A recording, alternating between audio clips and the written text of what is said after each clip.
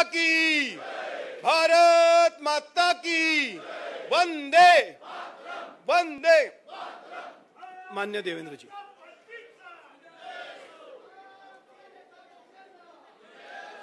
भारत माता की, भारत माता की, जय भवानी, जय भवानी, जय जय जय जय जय भवानी, जय जय जय जय जय भवानी। मंचावर उपस्थित आपल्या सर्वांचे नेते आणि अध्यक्ष माननीय चंद्रकांत दादा पाटील, राज्यसभेचे आपले नेते आणि मंत्री माननीय पीयूषजी गोयल, मंचावर उपस्थित आदरणीय शिवप्रकाश जी, सीटी रवि जी, दिलीप सैकिया जी, ओम प्रकाश धुर्वे जी, जयभान सिंह पवैया जी, विनोद तावडे जी, पंकजाताई मुंडे, विजयाताई रहाटकर, त्याचप्रमाणे मंचावर उपस्थित आपले नेते माननीय सुधीरभाऊ मुनगंटीवार, आशिषजी सेलार, आपल्या मंचावर उपस्थित आपले मंत्री आणि पूर्व अध्यक्ष माननीय रावसाहेब पाटील दानवे, डॉक्टर भागवतजी कराड, कपिलजी पाटील, भारतीताई पवार, विनयजी सहस्त्रबुद्धे, प्रवीणजी दरेकर, श्रीकांतजी भारतीय, चंद्रशेखरजी बावनकुळे, रवींद्रजी चव्हाण, अतुलजी सावे, मंगलप्रभात लोढा, या ठिकाणी उपस्थित भारतीय जनता पक्षाचे सर्व पदाधिकारी, आपले सन्माननीय खासदार, आमदार, माजी खासदार, माजी आमदार, अध्यक्ष, व्हर्च्युअली आपल्याशी जुडलेल्या सगळ्या जिल्ह्यातील आपल्या कार्यसमितीचे प्रतिनिधी आणि उपस्थित सर्व कार्यकर्ता भगिनी आणि बंधूंनो, आज सकाळपासून आपली ही कार्यकारिणी या ठिकाणी चालली आहे आणि वेगवेगळे प्रस्ताव आपण या कार्यकारिणीमध्ये या ठिकाणी पारित केले आहेत। त्या प्रस्तावांकडे जायच्या आधी सर्वात पहिल्यांदा आपल्या सगळ्यांना कल्पना आहे की महाराष्ट्राचे मुख्यमंत्री श्री उद्धव ठाकरेजी यांच्यावर नुकतीच एक शस्त्रक्रिया पार पडली आणि त्यामुळे आपल्या सर्वांच्या वतीनं मी त्यांना शुभेच्छा देतो। अतिशय वेगानं त्यांना स्वास्थ्य लाभ व्हावा अशा प्रकारची प्रार्थना देखील करतो। आज खरं तर एका अशा परिस्थितीमध्ये ही कार्यकारिणी आपण घेतोय की ज्यावेळी महाराष्ट्रावर एक विश्वासार्हतेचं संकट उभं राहिलंय। महाराष्ट्र देशातील सर्वाधिक प्रगतिशील, देशातील सर्वाधिक समृद्ध, सर्वात मोठी अर्थव्यवस्था असलेलं राज्य, पण आज या राज्यामध्ये सरकार कुठं आहे हे विचारण्याची वेळ आपल्यावर आली आहे। सरकारचं अस्तित्व कुठे दिसून पडत नाहीये। एक मुख्यमंत्री आहेत, त्यांना कोणी मुख्यमंत्री मानायला तयार नाहीये। प्रत्येक मंत्री स्वतःला मुख्यमंत्री मानतोय, पण आपल्या स्वतःच्या पलीकडे पाहायला तयार नाहीये। आणि महाराष्ट्रातली जनता ही अक्षरशः रोज होरपळते आहे, पण त्यांच्याकडे लक्ष देण्याकरता, त्यांच्या प्रश्नाकडे पाहण्याकरता आज कोणी या ठिकाणी महाराष्ट्रात आपल्याला पाहायला मिळत नाही। कोणी राज्य म्हणून विचार करत नाही, कोणी जनतेचा विचार करत नाही, कोणी समस्यांचा विचार करत नाही। खरं म्हणजे 5 वर्ष आपलं सरकार होतं। आपल्या सरकारच्या काळामध्ये कशावर चर्चा व्हायची? समृद्धी महामार्गावर व्हायची, मेट्रोवर व्हायची, कर्जमुक्तीवर व्हायची, जलयुक्त शिवारवर व्हायची, शेतकऱ्यांच्या मदतीवर व्हायची, सर्वांना घरं कसं देता येईल याच्यावर व्हायची, डिजिटल इंडियावर चर्चा करायचो आपण, उद्योगीकरणावर चर्चा करायचो। पण आज परिस्थिती काय आहे? यातल्या कुठल्याच गोष्टीवर चर्चा होत नाही। आज या सरकारमध्ये चर्चा कशावर होते? गांजा नाही, हर्बल तंबाखू, सीबीडी स्मोक, वसुली, स्थगिती, बलात्कार, दंगली, खंडणी, या सरकारच्या काळामध्ये ज्या प्रकारचा अनाचार, दुराचार आणि भ्रष्टाचार आपल्याला पाहायला मिळतोय, हा माझा दावा आहे, महाराष्ट्राच्या इतिहासातलं सर्वात भ्रष्ट सरकार म्हणून या सरकारचं नाव हे इतिहासामध्ये गेलं. आज ज्या प्रकारे वसुली चाललेली आहे, म्हणजे केवळ माजी गृहमंत्री जेलमध्ये आहेत एवढ्यापुरते सीमित नाही आहे. जसं एक वाझे आपण बघितला, प्रत्येक विभागात एक वाझे आहे, आणि ज्या प्रकारे सरकार सामान्य करता नाही, सरकार जे चाललेलं आहे ते कायद्याचं राज्य नाही, कायदे द्याचं राज्य. फक्त आम्हाला काय मिळणार आहे. आणि आपण जर एक एक आकडा बघितला तर मन थक्क होईल. आपल्याला कल्पना आहे की नुकत्याच काही धाडी पडल्या होत्या,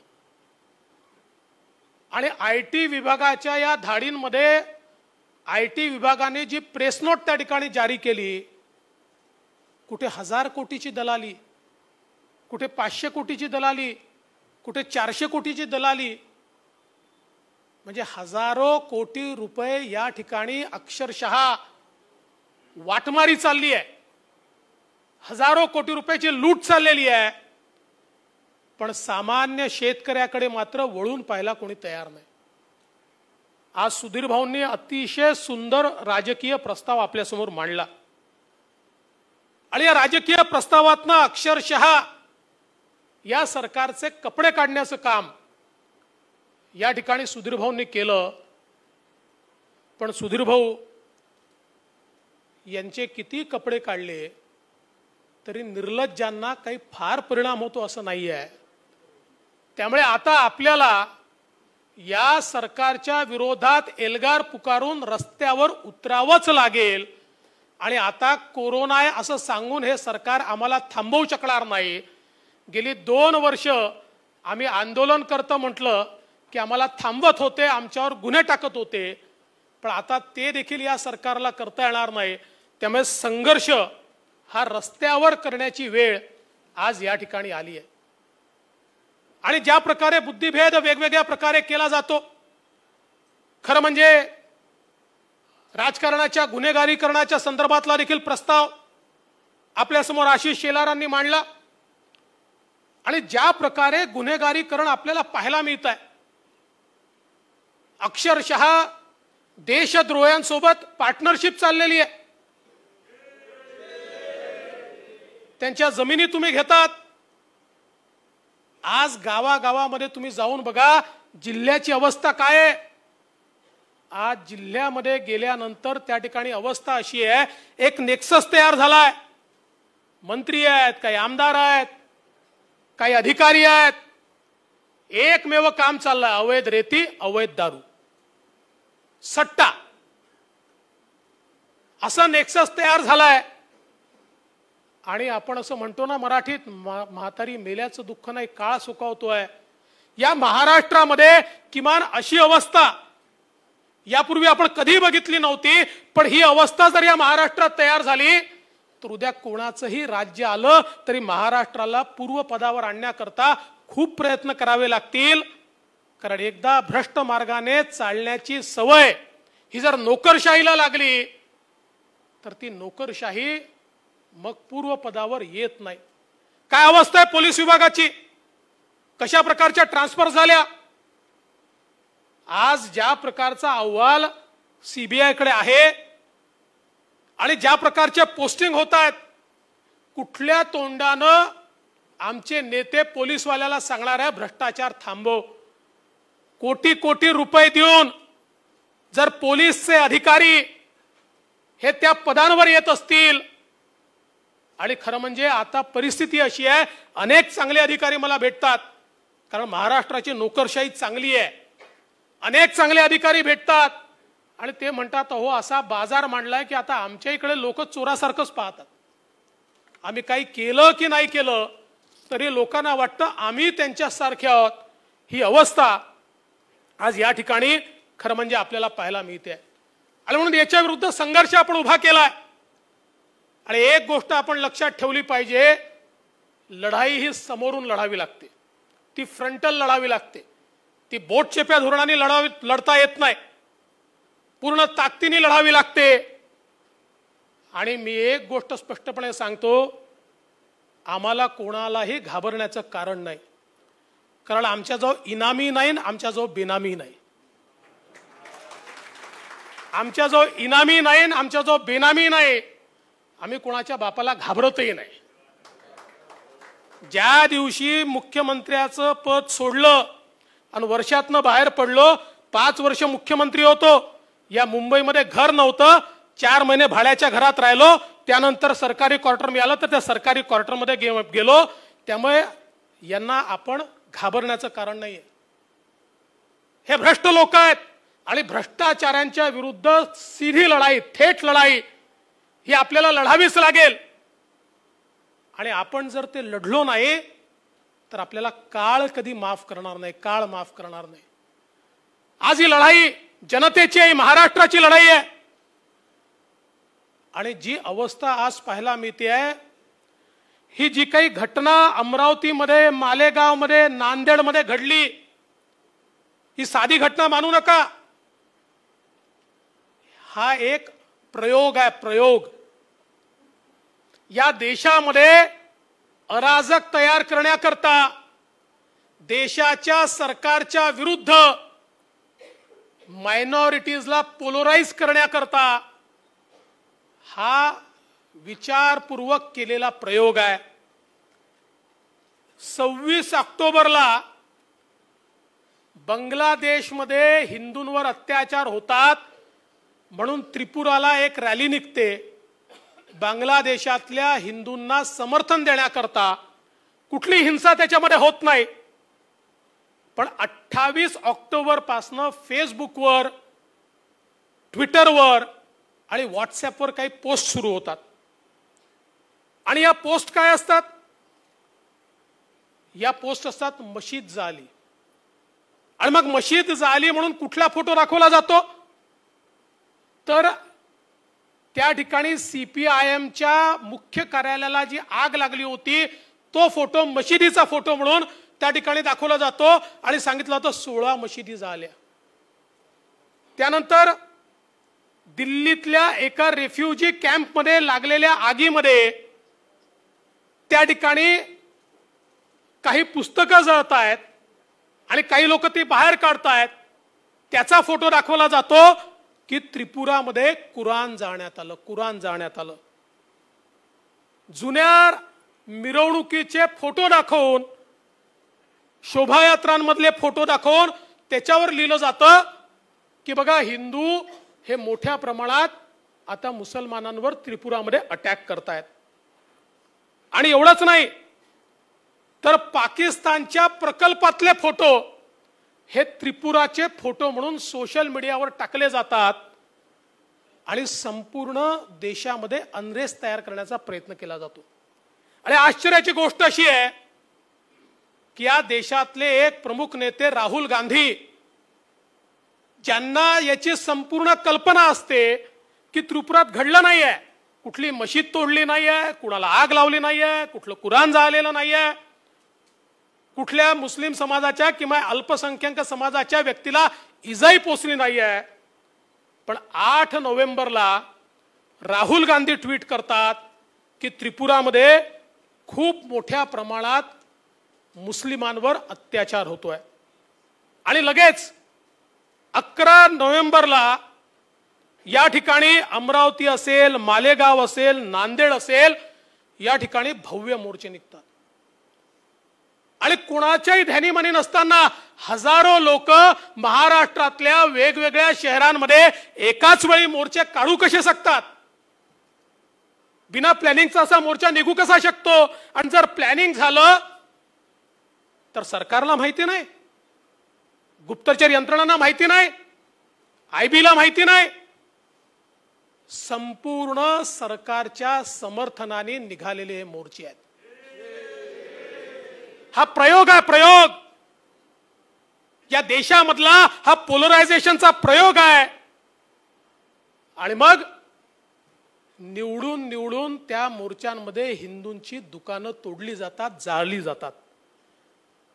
पण त्याच्यावर कोणीतरी बोललं का? ज्या वेळेस हिंदूंची दुकानं जाळली गेली, महाविकास आघाडीचा एक तरी नेता बोलला का? अरे दुकान हिंदूचं असो की मुसलमानाचं असो, जाणं चुकीचंच आहे. पण तेव्हा मात्र महाविकास आघाडीच्या नेत्यांची तोंड शिवली जातात. मला आता आश्चर्य वाटतं, संजय राऊत यांचं म्हणजे ते मराठीतलं गाणं आहे ना, अरे कोण होता असं तू, काय झाला असं तू, अरे वेड्या असा कसा वाया गेला असं तू.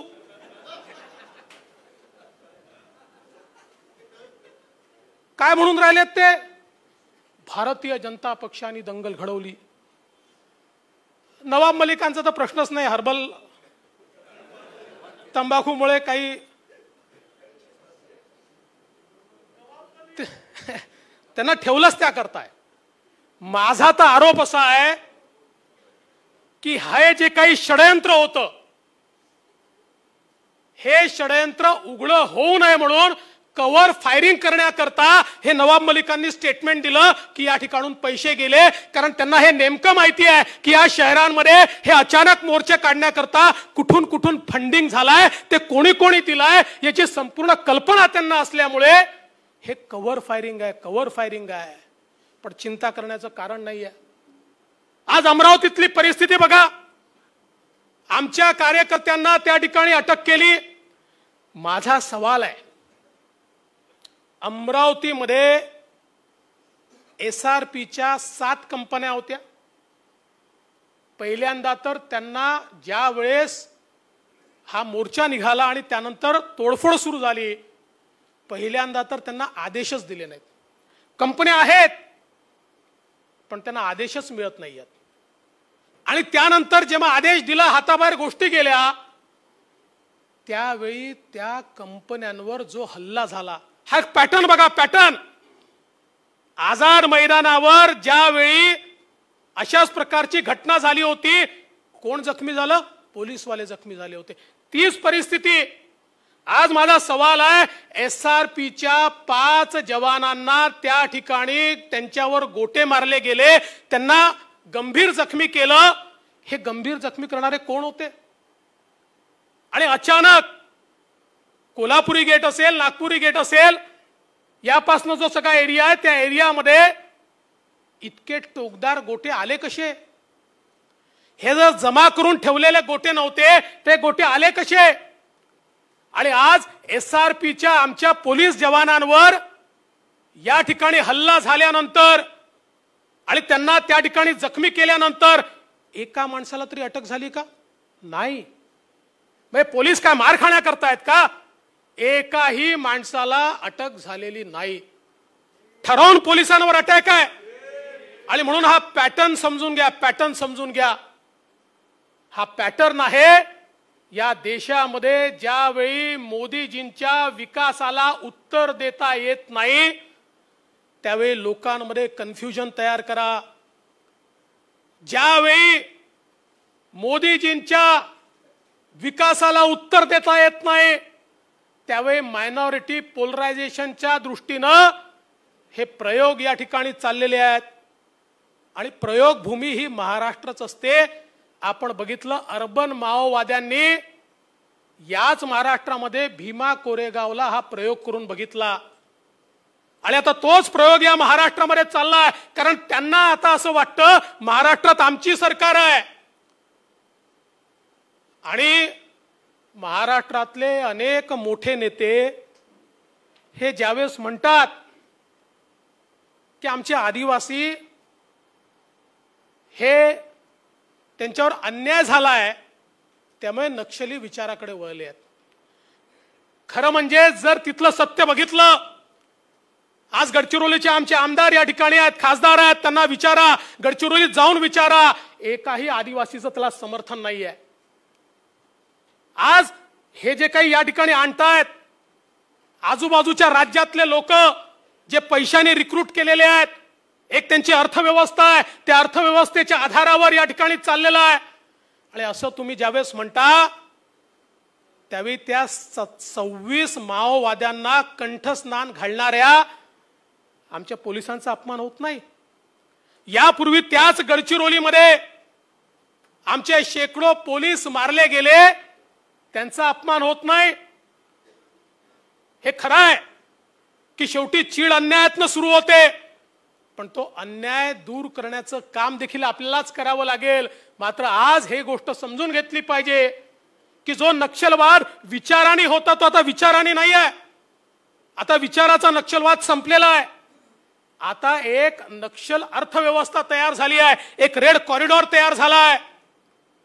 आणि हा रेड कॉरिडॉर हा नेपाळपासून साऊथ पर्यंत संपूर्ण या ठिकाणी एक वेगळी अर्थव्यवस्था. आणि ज्यावेळी अर्बन माओवादी पकडले गेले आणि त्यांचं साहित्य सापडलं त्यावेळी यांना कशी आयसिसची मदत आहे, यांना कशी पाकिस्तानची मदत आहे आणि यांना कशी चीनची मदत आहे, या सगळ्या गोष्टी बाहेर आल्या आहेत. आणि म्हणून हा जो काही पॅटर्न आहे हा गंभीर आहे, हा आपल्याला समजून घ्यावा लागेल. आणि एक गोष्ट निश्चितपणे या ठिकाणी आपण सगळ्यांनी खुणगाठ बांधली पाहिजे. भारतीय जनता पक्षाचा कार्यकर्ता कधीही दंगल करणार नाही. आम्ही दंगल करणारे लोक नाही आहोत. आम्ही कधीही निष्पाप लोकांवर हल्ला देखील करणार नाही.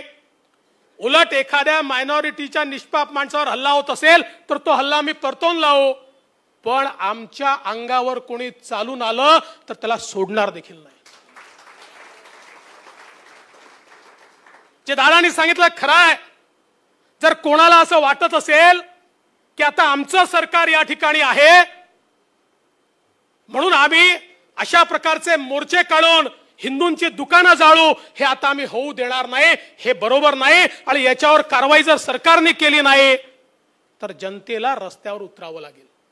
आणि तेच अमरावतीमध्ये आपण बघितलं. कुठल्याही हिंसेचं समर्थन आम्ही करत नाही, पण सरकार हे जर त्या ठिकाणी चिडीचूप बसत असेल, सरकार जर आशीर्वाद देत असेल तर अशा प्रकारच्या घटना या ठिकाणी होणार आहेत. आणि म्हणून मला असं वाटतं आपण सगळ्यांनी हे लक्षात ठेवलं पाहिजे. आणि या दृष्टीनं येत्या काळामध्ये कुठेतरी आपला आवाजही बुलंद झाला पाहिजे. ठीक आहे, आपले जे जुने मित्र होते, स्वतःला हिंदुत्ववादी म्हणवणारे होते, ते आता अजान स्पर्धा घेत असतील, ते आता उर्दूमध्ये कॅलेंडर काढून जनाब हिंदू हृदय सम्राटांना जनाब बाळासाहेब ठाकरे लिहित असतील, त्यांना ते लखलाभ आहे. आपल्याला माहिती आहे की त्यांना मुंबईची चिंता आहे, मुंबई महानगरपालिकेची चिंता आहे. त्यांना माहिती आहे की मुंबई महानगरपालिकेमध्ये अमराठी त्यांना वोट देणार नाही, मराठी त्यांना वोट देणार नाही. त्यामुळे आता ही जी एक राहिलेली वोट बँक आहे, कारण आता काँग्रेस राष्ट्रवादी सोबत ते आहेतच, त्यामुळे त्या वोट बँकेवर डोळा ठेवून ते बाळासाहेब ठाकरेंना जनाब म्हणत असतील ते त्यांना लखलाभ आहे. आम्ही सर्वसमावेशक राजकारण करणारे आहोत. आमच्या मोदीजींनी जात धर्म पंथ याच्या पलीकडे जाऊन सबका साथ सबका विकास आम्हाला सांगितला आहे. पण त्याच वेळी आम्ही लांगुल चालन करणार नाही, आम्ही अपीजमेंट करणार नाही, आम्ही वोट बँकेची राजनीती करणार नाही. अरे निवडणुका येतील जातील, एखादी निवडणूक जिंकू एखादी हारू, पण आमचा देश महत्वाचा आहे. देशविरोधी ज्या ताकदी असतील त्यांच्याची हात मिळवणी भारतीय जनता पार्टी काही झालं तरी करणार नाही. निवडणुका हारलो तरी चालेल, पण अशा शक्तींच्या विरुद्ध भारतीय जनता पार्टी नेहमीच मैदानात राहील. आता अलीकडच्या काळामध्ये काही लोक नरेटिव्ह सेट करतात. सकाळपासून संध्याकाळपर्यंत काही लोक आपल्याला टीव्हीवरच दिसतात. खरं म्हणजे अशा लोकांची फार काळजी करण्याचं कारण नाहीये. फ्रान्समध्ये एक खटला झाला आणि खटला काय होता माहितीये? खटला असा होता की फ्रान्समध्ये एक मॉरिस नावाचा कोंबडा होता, फेमस कोंबडा. आणि मॉरिस कोंबडा रोज सकाळी बांग द्यायचा आणि त्याचे फार कौतुक व्हायचं. काही दिवसांनी हा मॉरिस कोंबडा दुपारी बांग द्यायला लागला. आणि मग काही लोक कोर्टात गेले आणि तो खटला चालला आणि त्यांनी सांगितलं मॉरिस कोंबडा सकाळी बांग देत होता, तोपर्यंत बरं होता, तर दुपारी बांग देतो. अशा प्रकारे काही कोंबडे दिवसभर आपल्याला चॅनलवर दिसतात. पूर्वी सकाळी द्यायचे, आता दुपारी देतात, संध्याकाळी देतात. एक गोष्ट लक्षात ठेवा, गरुड असतो ना, गरुड, हा गरुड जो असतो, या गरुडावर कावळा बसतो आणि त्या गरुडाला तो चोच मारतो, तर गरुड त्याला काहीच कळत नाही. गरुड काय करतो माहितीये? गरुड दोन्ही पंख पसरतो आणि आकाशात झेप घेतो आणि वर वर वर वर वर जात जातो. अशा परिस्थितीत तो गरुड जातो की त्या उंचीवर त्या कावळ्याला श्वासच घेता येत नाही आणि तो कावळा गरुडाच्या पाठीवरनं खाली पडतो. भारतीय जनता पार्टी गरुडासारखी आहे. हे किती डोमकावळे आपल्या मानेवर बसले आणि चोची मारल्या तरी एकदा पंख पसरला की चिंता करण्याचं कारण नाही आहे. या सगळ्या डोमकावळ्यांना आपण पुरून उरणार आहोत. आज काय अवस्था आहे महाराष्ट्रामध्ये, एक एक घटना जर आपण बघितली, 200 लोक बलात्कार करतायत, 400 लोक बलात्कार करतायत. कुठनं हे नराधम आले आहेत? कोणाचा पाठिंबा यांना आहे? ही अमानवीय व्यवस्था कशी उभी राहते? हा कोणाचा महाराष्ट्र आहे? आम्ही तर म्हणतो छत्रपतींचा महाराष्ट्र. छत्रपतींच्या महाराष्ट्रात ही औलाद आली कुठून? आणि रोज घडतंय. आणि हे घडल्यानंतर सरकारची याच्यावर काही प्रतिक्रिया आहे का? काही प्रतिक्रिया नाही आहे. केवळ घोषणा केल्या जातात, शक्ती कायदा तयार करू, युक्ती कायदा तयार करू, भक्ती कायदा तयार करू. इथे फक्त भक्तीच कायदा आहे, दुसरा कुठला कायदा नाही या सरकारमध्ये. सगळ्यांनी नेत्यांची भक्ती करायची, मग त्यांना जी शक्ती मिळते ती आपण पाहतोच आहोत रोज. पण कुठेतरी आपल्याला हे लक्षात घ्यावं लागेल की या सरकारमध्ये महिला असुरक्षित आहेत. प्रश्न हा नाही आहे. कोणी हा सवाल विचारू शकतो की यापूर्वी घटना घडल्या नाहीत का? होय, घडल्या. पण ज्या प्रकारे आज राजरोसपणे रोजच्या रोज या घटना घडतायत, ही चिंतेची बाब आहे. आणि त्याच्यावर कुठली कारवाई होत नाही, ही त्यापेक्षा चिंतेची बाब आहे. आणि मग अशा या सगळ्या परिस्थितीमध्ये ज्यावेळी सरकारमध्येच दागी मंत्री असतील, त्यावेळी अशा गोष्टींवर कारवाई होईल याची अपेक्षा तरी आपण कशी ठेवायची? काय अवस्था शेतकऱ्यांची आमच्या केली आहे? आज आमच्या शेतकऱ्याला कुठली मदत या सरकारच्या वतीनं केली जात नाही. अतिवृष्टी आली, पूर आला, वादळ आलं, कुठलंही आलं की एक त्या ठिकाणी पॅकेज घोषित करतात. पॅकेज, आम्ही पॅकेज घोषित करायचो, पण ते पॅकेज वास्तविकतेत आणून दाखवायचो. आज इथे असं आहे की अतिवृष्टीचे पैसे नाही आहेत, पुराचे पैसे नाही आहेत. आणि सगळ्यात महत्वाचं, या सरकारला तर अक्षरशः विदर्भ मराठवाड्याचा तिटकार आहे. विदर्भ मराठवाड्याचा तिटकारा असलेलं असं सरकार यापूर्वी कधीच पाहिलं नव्हतं. कोणी जाऊन पाहत नाही. लोक जगले की मरले कोणी पाहायला तयार नाही, कोणी मदत करायला तयार नाही. सगळ्या मराठवाड्याच्या चालू योजना बंद आहेत. वॉटर ग्रिड बंद आहे, वाहून जाणारं पाणी आणण्याची योजना बंद आहे. आणि सगळ्यात महत्वाचं, अत्यंत परिश्रमानं आणि अत्यंत संघर्षातून मिळवलेलं वैधानिक विकास मंडळ, ज्या वैधानिक विकास मंडळामुळे विदर्भ आणि मराठवाड्याला हक्काचा न्याय होता, ते वैधानिक विकास मंडळ यांनी मारून टाकलं, मुर्दा पाडला, खून केला त्याचा. पण आश्चर्याची गोष्ट आहे बघा, सत्ता कशी असते. विदर्भ मराठवाड्यातला सत्ता पक्षाचा एकही आमदार आणि एकही मंत्री याबद्दल सकार शब्द काढायला तयार नाही, बोलायलाच तयार नाही आहे. कारण सगळ्यांना माहिती आहे याच्यावर बोललं आणि कुठेतरी आपल्यावर वेगळी नजर आली तर मग आपलं काय होईल या भीतीनं कोणी बोलायला तयार नाहीये. सिंचनाच्या योजना बंद केल्या, पिण्याच्या पाण्याच्या योजना बंद केल्या. सुधीर भाऊ ज्यावेळेस आमचे अर्थमंत्री होते त्यावेळेस आपण डिफरन्शियल टॅरिफ दिलं होतं. त्या ठिकाणी उद्योग आले पाहिजे, उद्योगाला सवलत दिली होती. 5 वर्षामध्ये विदर्भ मराठवाड्यासहित महाराष्ट्रातल्या एकाही शेतकऱ्याचं वीज जोडणी आपण कधी कापली नाही. मी बावनकुळेंचं अभिनंदन करेन की 5 वर्ष मंत्री म्हणून बावनकुळेंनी या ऊर्जा विभागामध्ये अभूतपूर्व इन्फ्रास्ट्रक्चर तयार केलं.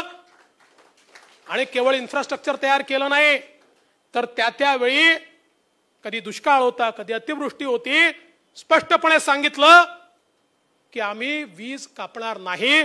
आवश्यकता पडली तर कॅबिनेटमधनं आम्ही त्यांना सरकारकडनं पैसे दिले की ठीक आहे शेतकरी भरू शकत नाही, लॉस होतोय, सरकार पैसे देईल. सरकारने पैसे दिले. आज मात्र सर्रास गावाच्या गावं अंधारात आहेत.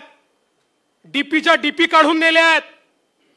डीपी गेली तर 2 महिने डीपी येत नाहीये. पिण्याच्या पाण्याच्या योजना, शाळा म्हणजे काल परवा शाळा सुरू झाल्या आणि सुरू झाल्याबरोबर त्याचे विजेचे कनेक्शन कापले. आणि हे इतके ढोंगी लोक आहेत, काही झालं की केंद्र सरकारकडे बोट दाखवायचं. आज पेट्रोल डिझेलच्या संदर्भातलं सत्य आपल्या समोर सुधीर भाऊंनी मांडलं. केंद्र सरकारने पेट्रोलवर 5 रुपये, डिझेलवर 10 रुपये कमी केल्यानंतर देशातल्या 25 राज्यांनी आपला वॅट कमी केला. 25 राज्यांनी. का त्यांच्यासमोर समस्या नाहीये? आणि अशी राज्य की जी गरीब आहेत पण ते लोकांना उत्तरदायी आहे. छोट्या छोट्या राज्यांनी वॅट कमी केला. आमच्या राज्यांनी काय केलं? वॅट कमी करणं तर सोडाच, पण जेव्हा केंद्र सरकार 5 रुपयांनी टॅक्स कमी करतं त्यावेळी भाव 7 रुपयांनी कमी व्हायला पाहिजे, 6.25 रुपयांनी. कारण केंद्र सरकारच्या टॅक्सवर आपण टॅक्स लावतो, त्यामुळे त्यांचा टॅक्स कमी झाला की ऑटोमॅटिक आपला टॅक्स कमी होतो. मात्र आपल्या सरकारनं मॅचिंग केलं. मॅचिंग म्हणजे काय केलं? केंद्राचेच 5 रुपये आपल्याला पास ऑन केले, त्याच्यावर 1 नवा पैसा आपल्याला मिळू नये जो ऑटोमॅटिक मिळणार होता तेही रेट आपले ऍडजस्ट केले आणि तेही पैसे आपल्याला मिळू दिले नाहीत. म्हणजे तेही रिलीफ आपल्याला मिळू दिले नाही. काल परवापर्यंत सायकल मोर्चा काढत होते, पेट्रोल डिझेलचे भाव कमी करा, कमी करा.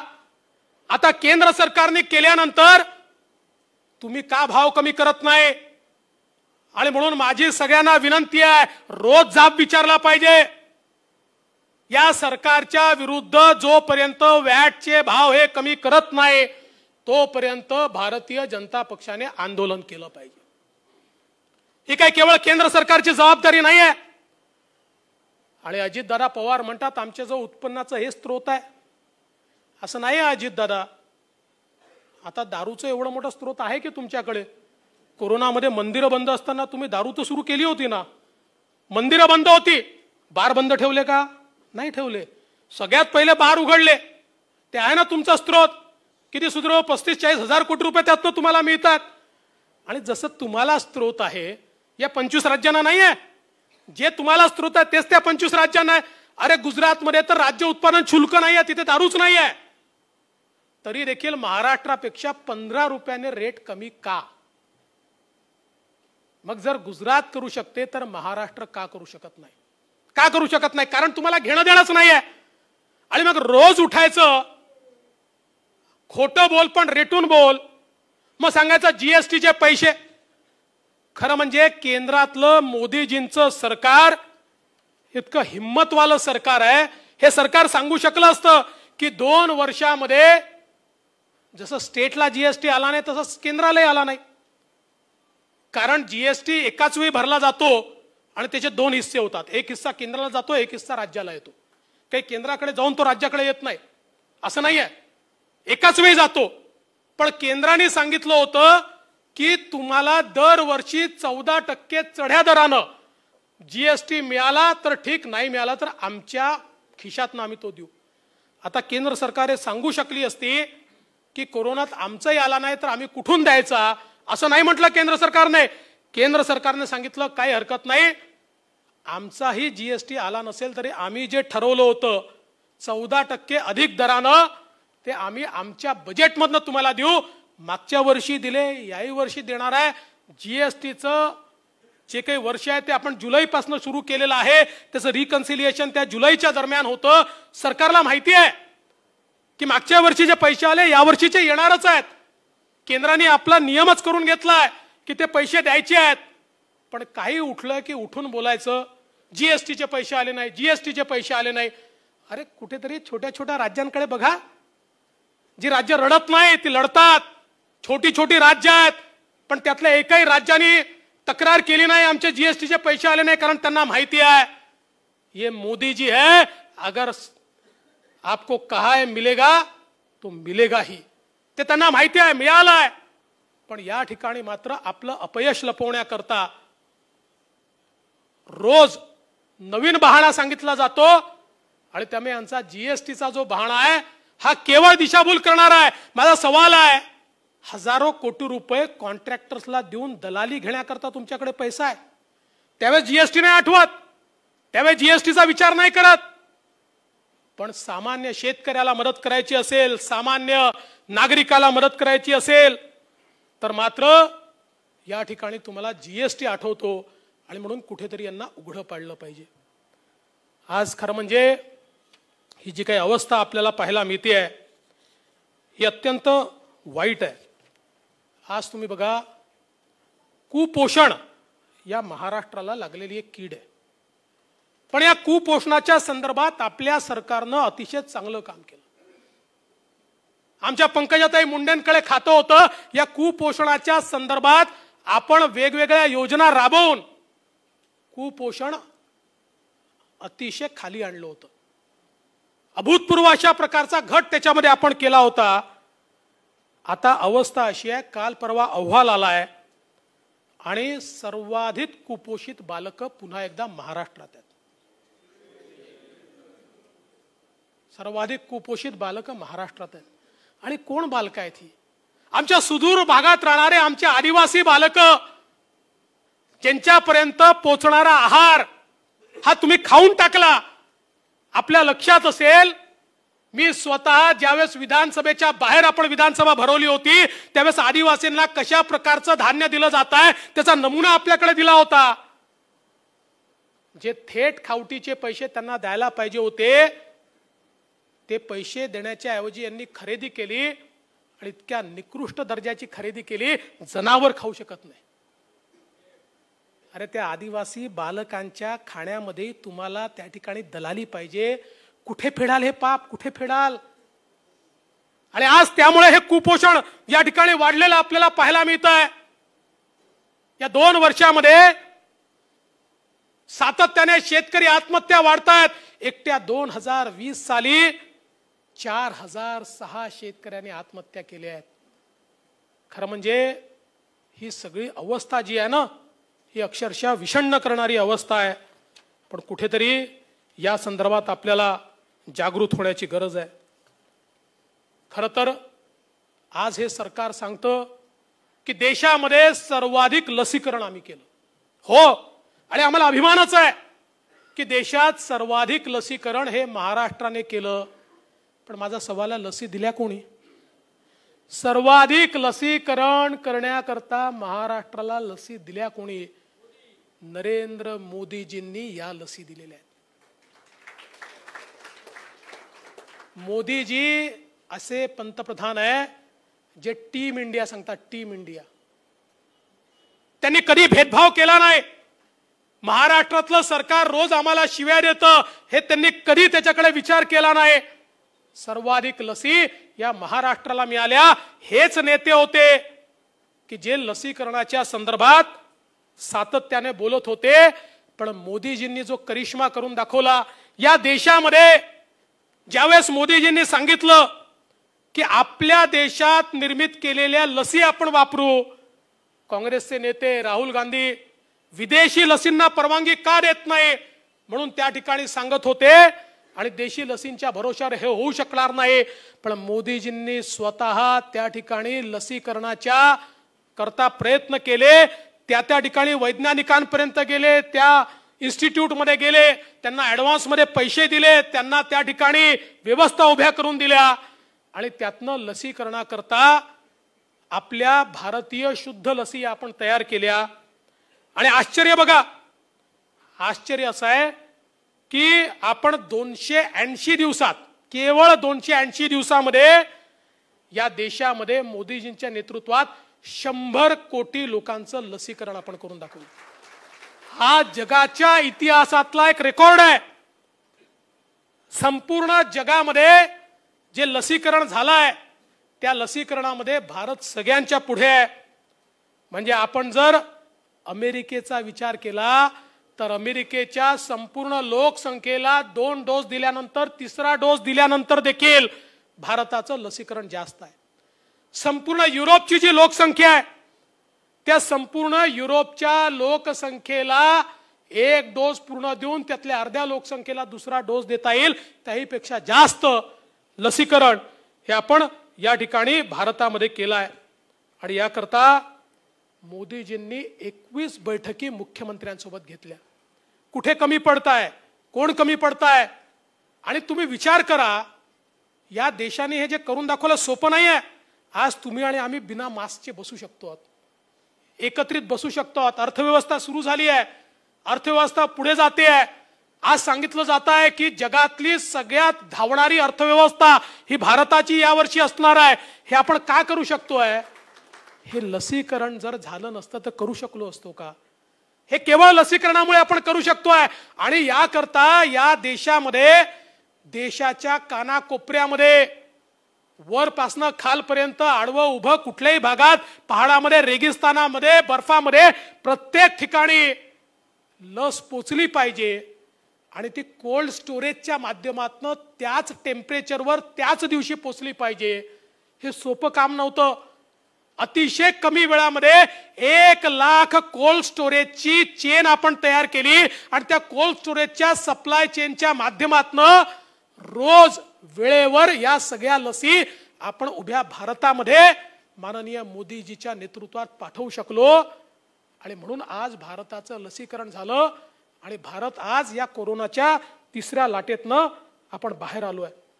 आणि आज तर कोविन सारखा ऍप आपण तयार केला की ज्या कोविन ऍपने काय केलं त्याच्यावरही हे सांगत होते, कोविन ऍप कशाला पाहिजे, तुम्ही डेटा लोकांचा घेताय, तुम्ही त्याचा गैरउपयोग करणार आहे. पण कोविन ऍपने देशभरामध्ये कोणीही व्यक्ती असो देशभरातला, त्याला त्याच्यावर रजिस्ट्रेशन करता आलं, त्याचा वेळ, त्याचा स्लॉट बुक करता आला, त्याची जागा बुक करता आली. आणि एवढंच नाही तर अमेरिकेसारखा देशही सर्टिफिकेट देऊ शकला नाही. हाताने लिहिलेलं सर्टिफिकेट त्यांना द्यावं लागलं. इंग्लंडमध्ये घोळ झाला, ज्यांनी लसी घेतल्या नव्हत्या त्यांनी सर्टिफिकेट मिळवले.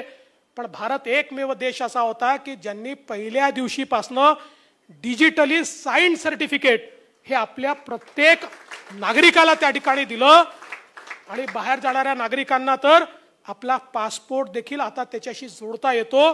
आणि हे जे कोविन ऍप मोदीजींनी तयार केलं, आज 12 देश हे कोविन ऍप आपल्याकडनं घेत आहेत आणि त्या कोविन ऍपच्या माध्यमातून लसीकरण करतायत. ही ताकद आहे, ही दूरदृष्टी आहे. पहिल्या दिवशीपासनं ज्या प्रकारे या कोरोनाचा सामना करताना मोदीजींनी दृढता दाखवली. मगाशी ऑक्सिजनचा विषय आपल्या जावडेकर साहेबांनी मांडला. ही जी दृढता दाखवली त्यामुळे भारत आज या ठिकाणी जगाच्या समोर सन्मानाने उभा राहू शकला. आणि तुम्ही आणि आम्ही पुन्हा कामावर जाऊ शकलो. अन्यथा काय अवस्था राहिली असती याचा देखील विचार हा कुठेतरी केला पाहिजे. केवळ आपल्या माहिती करता सांगतो, भारताचं वॅक्सिनेशन अमेरिकेच्या 3 पट, ब्राझीलच्या 5 पट, जर्मनीच्या 10 पट, फ्रान्सच्या 15 पट, कॅनडाच्या 25 पट आणि UAEच्या 100 पट जास्त आहे. ही भारताची ताकद या ठिकाणी आपण पाहिली आहे.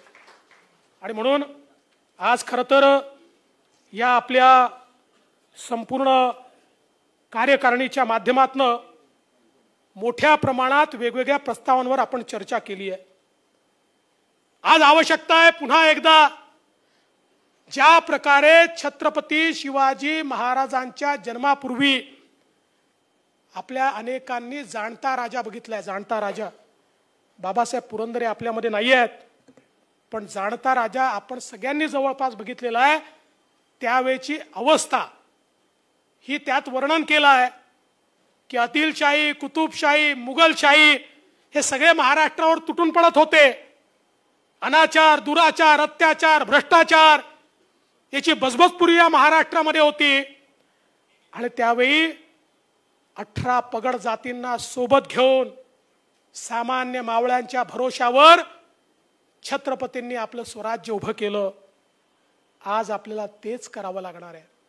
या सरकारच्या विरोधात सर्व लोकांना एकत्रित करून, मगाशी आपण बघितलं मराठा समाज असो, ओबीसी समाज असो, वेगवेगळ्या समाजाचे लोक असो, सगळ्यांसोबत या सरकारनं विश्वासघात केलाय. दीन दलित, गोर गरीब, आदिवासी सगळ्यांसोबत विश्वासघात झालाय. त्यामुळे या सगळ्यांना एकत्रित घेऊन आपल्याला एक लढा उभारावा लागेल. आणि सामान्य माणसाची ताकद काय असते हे आपल्याला यापुढे दाखवावं लागेल. आणि म्हणूनच आपण आपली बूथची रचना केली आहे. बूथ ऍक्टिव्ह कसा करायचा या संदर्भातलं मार्गदर्शन आपल्याला झालेलं आहे. येत्या काळामध्ये अनेक कार्यक्रम आपल्या समोर आहेत. माझी आपल्या सगळ्यांना एवढीच विनंती असणार आहे की आता लढाई करता मैदानात उतरलो, अर्ध्या मनाने उतरायचं नाही. सरकार येत आहे का येत नाही मनातनं काढून टाका. येईल तर बोनस, काही चिंता करायचं नाही.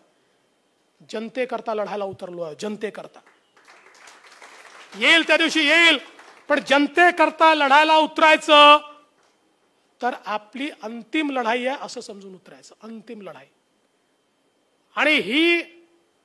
आणि अनेक लोकांना असं वाटेल लढाई म्हणजे काय, आपण काय शस्त्रबिस्त्र घेऊन उतरणार नाहीये. लोकशाहीने आपल्याला ज्या आंदोलनाचा अधिकार दिलाय ते आपलं शस्त्र आहे. ही जी जनता आहे त्या जनतेचं जे प्रेम आहे ते आपलं शस्त्र आहे. जनतेचा जो मोदीजींवर विश्वास आहे ती आपली शिदोरी आहे. ही शिदोरी आणि हे शस्त्र घेऊन जनतेच्या कल्याणाकरता आपल्याला मैदानात उतरावंच लागेल. आणि येत्या काळामध्ये आपण जर मैदानात उतरलो तर पहिल्यांदा स्थानिक स्वराज्य संस्थाच्या निवडणुका आहेत, त्या निवडणुकांमध्ये यांना आपण पाणी पाजू. आणि त्यानंतर जेव्हाही या महाराष्ट्रामध्ये निवडणुका होतील त्यावेळी भारतीय जनता पक्षाचं स्वतःच्या भरोशावरचं स्वतःचं सरकार हे आपण आणून दाखवू. हा विश्वास तुमच्या भरोशावर व्यक्त करतो आणि माझं बोलणं संपवतो. जय हिंद, जय महाराष्ट्र.